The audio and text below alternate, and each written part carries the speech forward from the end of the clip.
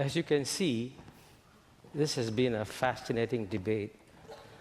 But I want to emphasize one thing. It's not about fun and games. We are at a very special moment of history where we have a rather narrow window of opportunity to create a better world for tomorrow. And what is this narrow window of opportunity? It is this, that China, while it is still number 2, not yet fully number 1,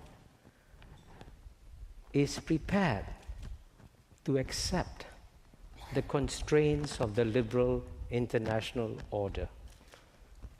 China abides by major agreements, and when you work with China in the United Nations, as many of us have done so, they try to support the UN all the time. And I can say, after 10 years in the UN, the objective of the United States mission to the UN was to weaken the United Nations, control its budget, refuse to give it freedom to grow. And when I served in the Commission of Eminent Persons of the IAEA, the United States was even trying to strangle the IAEA. China, by contrast, was prepared to give more to the UN, and China is the single biggest contributor of peacekeepers to the United Nations. So what is this window of opportunity?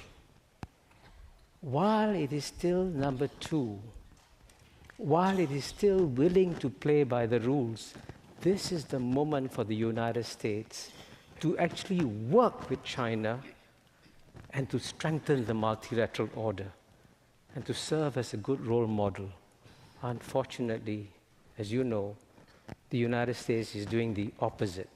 It's walking away from the Paris climate agreements, it's withdrawn from UNESCO, it's walked away from the Trans-Pacific Partnership, it's withdrawn from the United Nations Human Rights Council, and I can keep going on and on.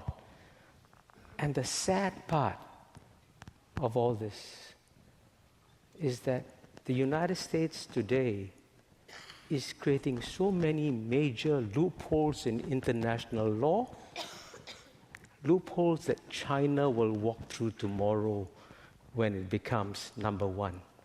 So if General McMaster and Professor Michael Pillsbury want to preserve this order, the best way to do it is to show China, yes, we will support you in making the liberal international order a stronger one. Thank you.